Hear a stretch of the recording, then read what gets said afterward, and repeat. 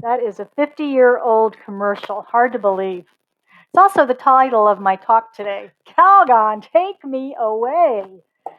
This seems to suggest to us that all we have to do is go take a nice hot bubble bath with some Calgon in it and just rinse away all of our stress, right? And that's what that commercial suggests. But rather than escaping our stress, what if we healed our stress, healed our mind? There are as many ways to escape stress as there are things in life that stress us.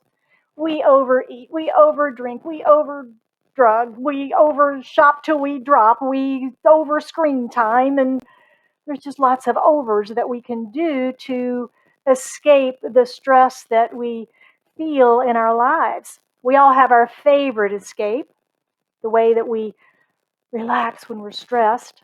But again, what if we work on healing the cause of the stress instead of escaping it? We've been talking all month about living a relaxed life and some things that we can do using our spiritual principles to create a life of more relaxed living. And we know that stress is the leading cause of dis-ease in the body. We saw some statistics from Mayo Clinic early on this month about how stress impacts us. So for our overall health and our general happiness, it's probably in our best interest to look at how we might be able to eliminate stress in our lives.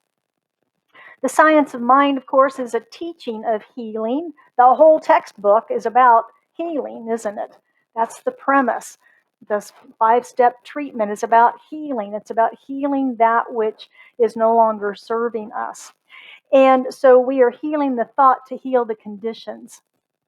Now, I know that facing these things and healing these things that stress us requires courage, requires persistence, requires support to make that change. It takes work and commitment to change as opposed to running away from our troubles, our stress. It's said that sometimes we have to get sick and tired of being sick and tired before we're ready to make the changes that we need to make.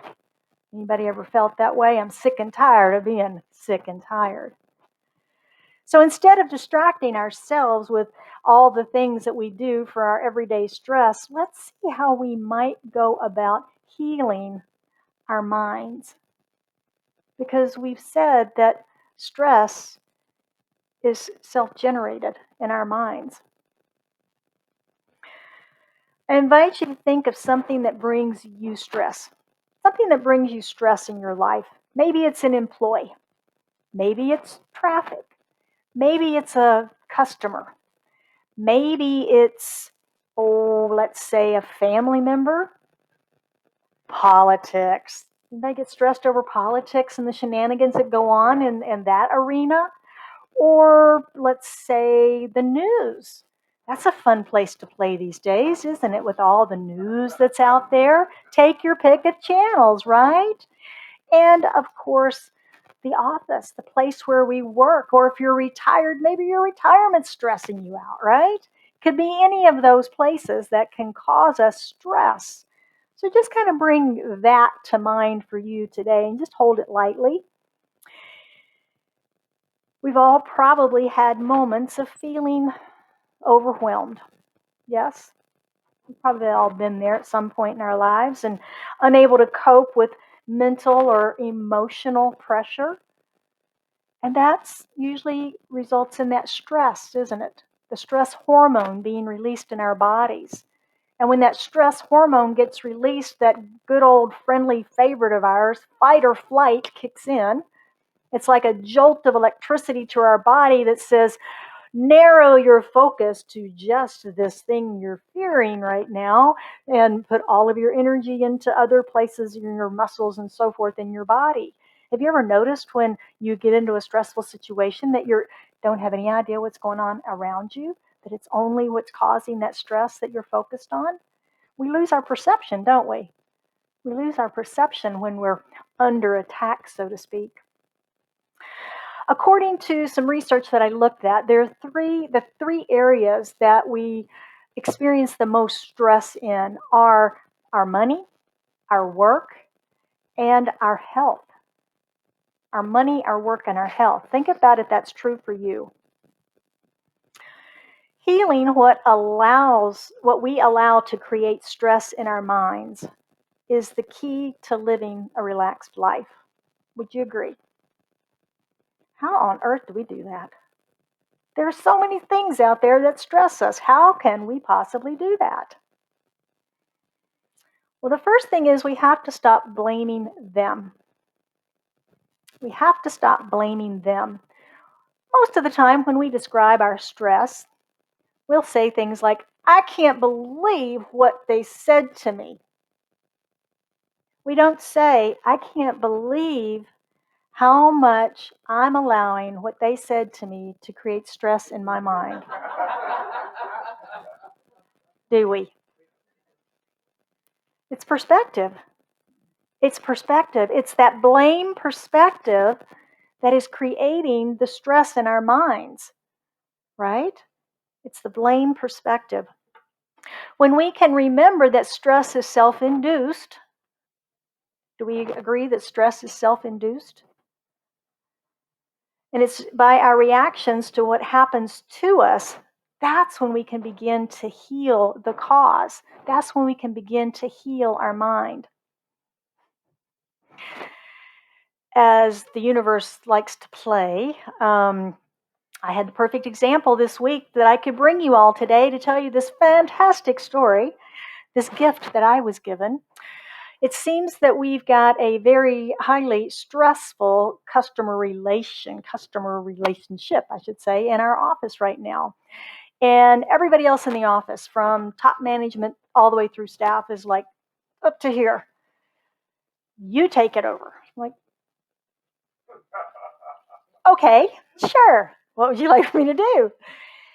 And so I had one prior meeting with this individual that I was in this meeting with this individual. And it was really not pleasant. And I have to be honest, there was no flight. It was all fight. It was like, no, don't take this on. And so I knew as I was being handed this gift that I needed to really address my hot buttons. Anybody else have hot buttons? It's a big red button in the middle of your forehead that people come up and just smack, right? Well, they didn't install it. We installed it, and only we can deactivate it. And I knew that I had to deactivate my hot buttons. I also knew that if I was going to be present in this relationship, that I had to be calm. I had to be centered. So I went into deep meditation in preparation for my Thursday meeting. And I meditated on oneness. I meditated on unity. And I stayed with it until I was in the oneness and the unity with her.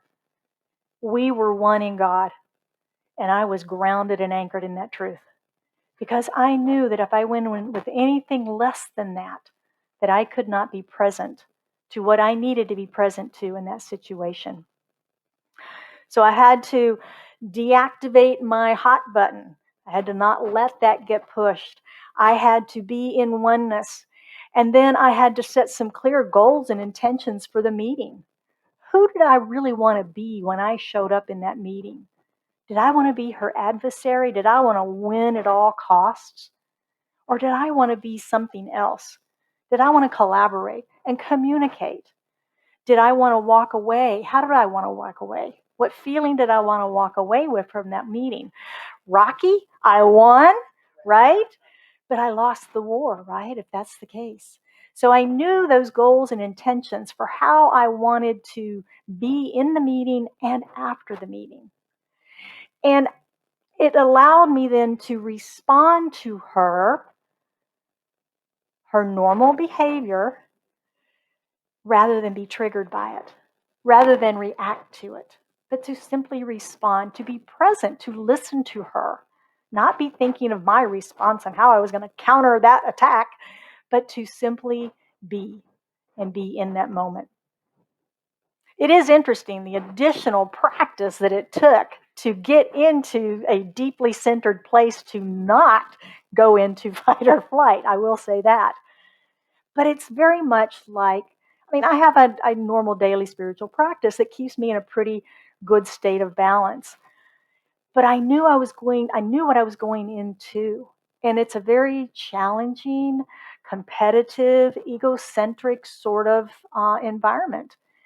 And it was like any gladiator going into the ring, you have to prepare for what you're up against. But my preparation wasn't the attack, my preparation was peace. My preparation was peace. And I have to say that when it was over, I felt a big sense of relief, but I also felt a huge sense of freedom. And the freedom aspect of it surprised me a little bit because I was free from ego. I was free from race consciousness responses of how it should be. When I left the meeting, everybody else in the office wanted to know what happened, what happened. You know, we want the battle story type of thing. And it was like, it was fine. And they were disappointed in some way, right? You know, they wanted to hear about it. And it's like, it wasn't about that. You guys have been trying that for months and it's not working. We're going a different direction. We're going a different direction. So I felt freedom that I had been able to control my ego, control my mind, deactivate my hot buttons. It's very empowering. It's very, very empowering. What I really walked away with, though, was peace and confidence and a knowingness that with God, all things are possible. And how frequently we forget to go to that well. How frequently we forget to go to the well for any and everything, be it business, life, whatever our needs are. With God, all things are possible. Well, I guess the universe really likes me doing this deeper work because on Friday, I got a call that I have not one, but two more employee relationship opportunities that I've been gifted with first thing Monday morning. I can hardly wait. I can hardly wait. Woohoo, more practice for me, right? So, how about you? How about you? What creates stress in your life? If you had any thoughts as we've been talking this morning about the things that create stress in your life, I want to take a few minutes now and look at some of the core beliefs around stress inside us. The why, if you will. One thing is the things we can't do anything about. You ever get stressed about the things you can't do anything about whatsoever? Sure, we do. We get upset, we get angry, we get concerned, we get worried. We create stress in our lives over things that we have absolutely no control about. I cannot change this woman's personality. I cannot change the way she chooses to show up in business. I cannot change what she thinks of our company. I cannot change how she wants to do business. All I can change is how I deal with her. That's the only thing I have any control over whatsoever. It's like Daniel said this morning, perfect segue. We did not talk about this, by the way. This is just how this works. But I don't have any control over that. I had to control me without confrontation and without running away from it. Another way that we get stressed is by allowing fear to rule us rather than faith. Allowing our fear to rule us rather than faith. When we let fear take over the control of our minds, we can do things that we would never in a million years consider doing under more rational circumstances. Think of some action that you took in your life when you were afraid. And you can now think of about a million different ways you could have handled that, right? From the rational, calm perspective.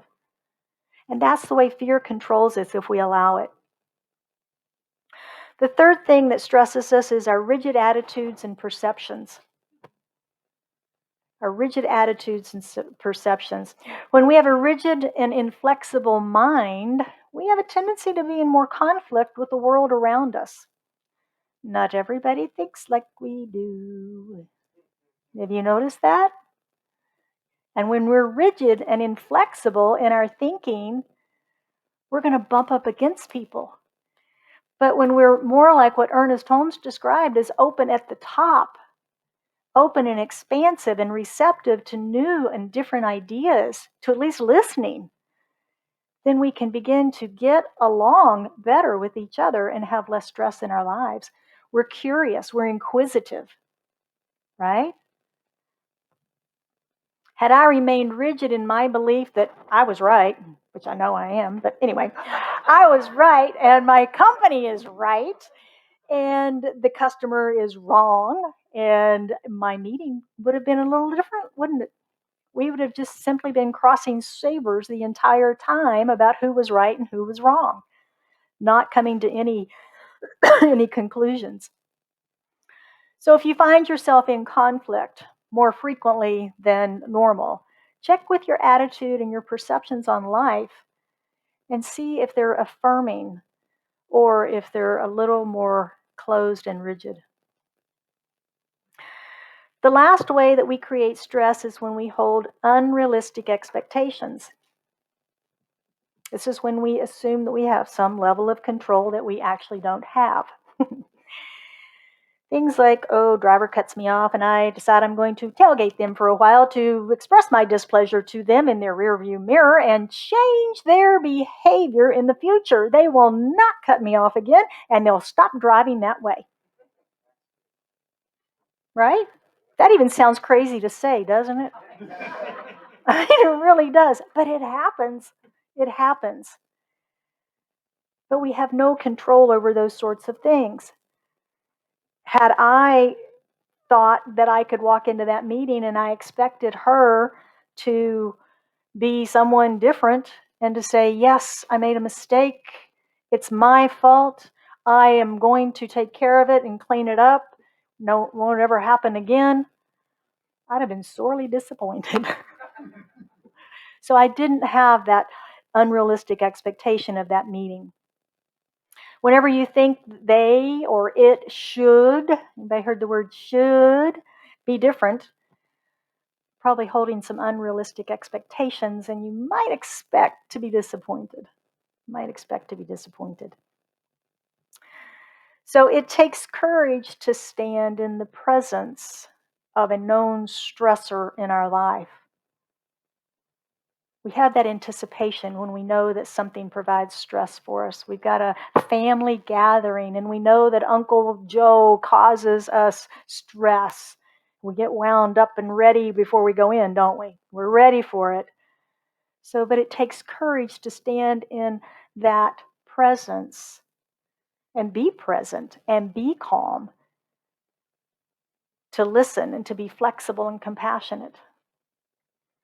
We have to be persistent in our quest as well, because that old default behavior is right there ready to pop back up until we get our minds transformed, our minds healed of the belief in that outside thing's ability to give us stress.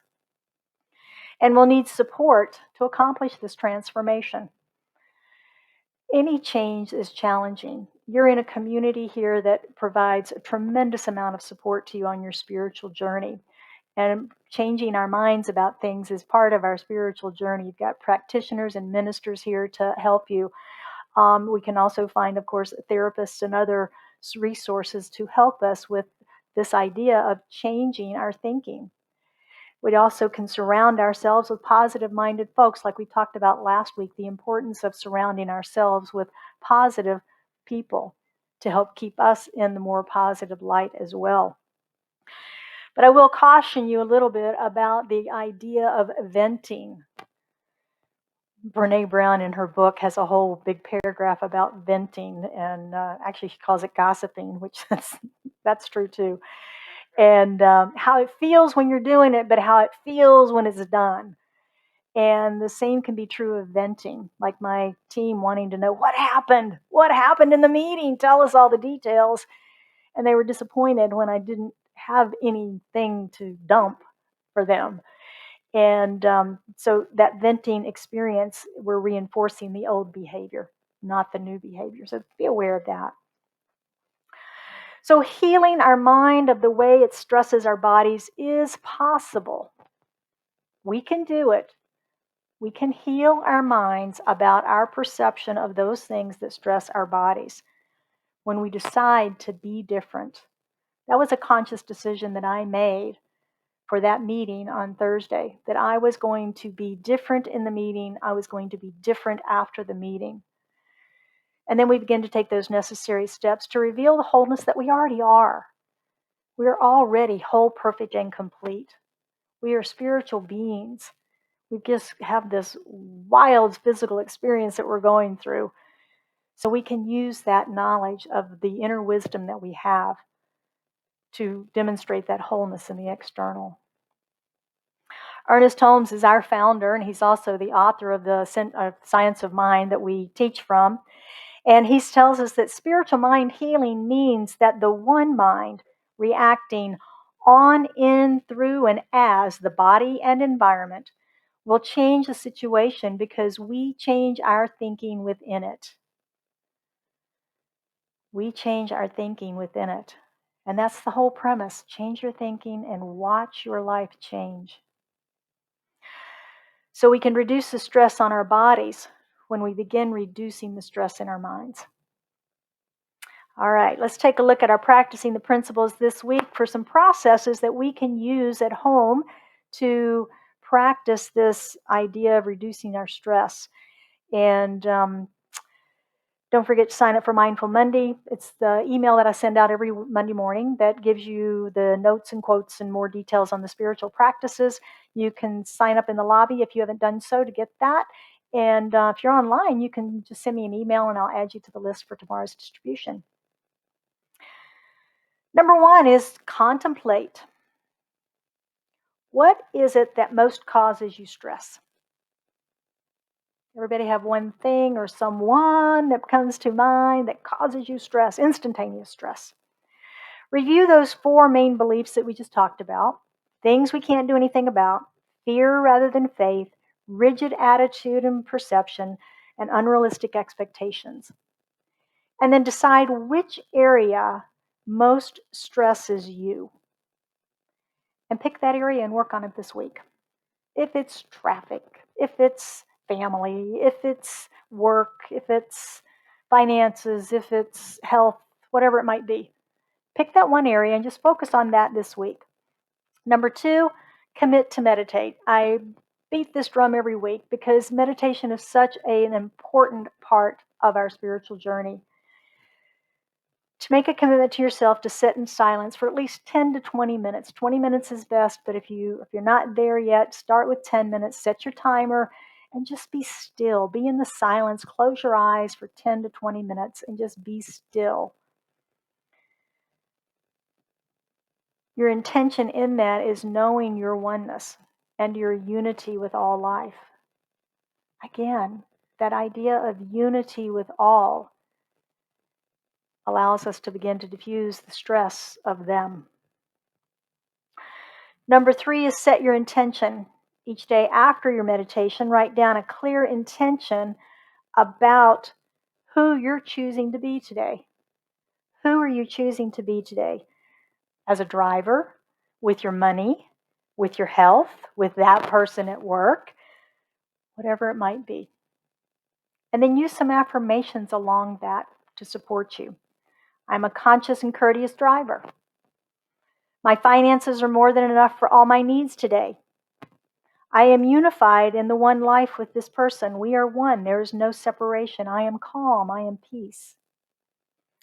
And number 4 is gratitude.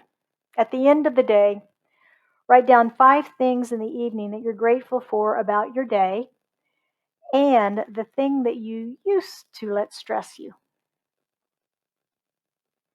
This is the process that I used, basically, that worked for me this week. And I'm going to invite you to use that and apply that in your life this week to see if you can have one area of transformation in your life, in your mind around stress.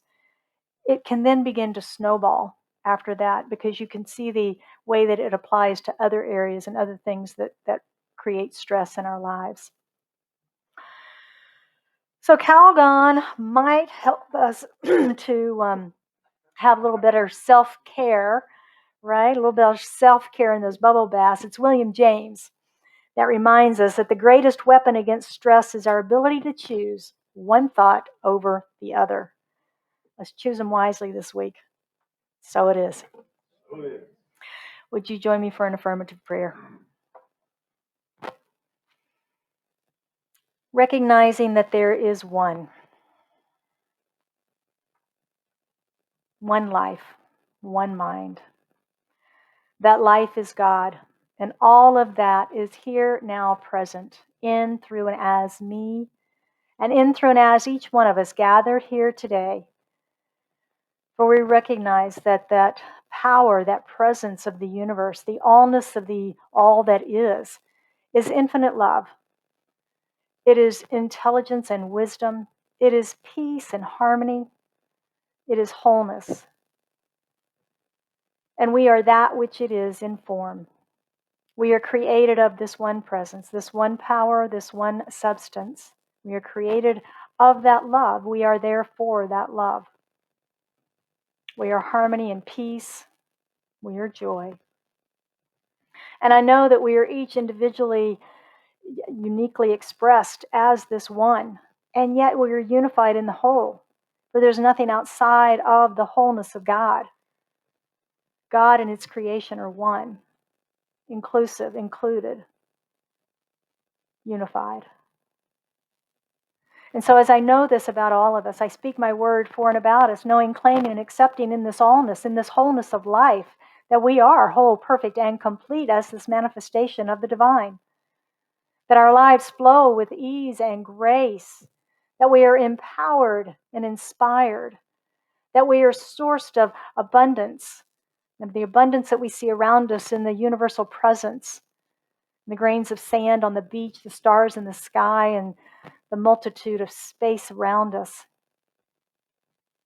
I know for any of us that have anything on our hearts this day that we seek healing for, we know that the word spoken is the word revealed. And so we speak the word for healing this day, be it spiritual, mental, physical, emotional, whatever the healing need is. If there's something that needs to be revealed to us, some clarity that we need in order to be healed and whole, feeling of wholeness again, it's revealed.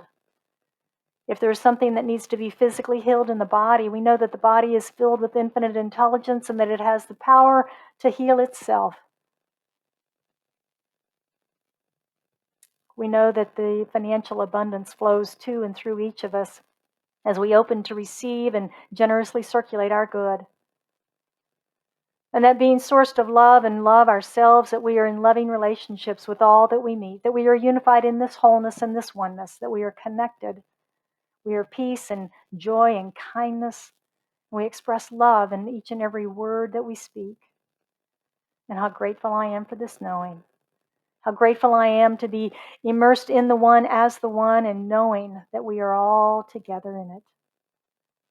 I bless all who are struggling this day in other parts of our world with war, with storms, with fires, with whatever is happening. Just knowing that this is all God expressing. And we send our peace, we send our love to surround each and every one with support, with our love. And so with gratitude, I release this, I let it be, I let it go into the law of action, the law of mind, knowing that it is already done. And we affirm this truth together by saying, and so it is.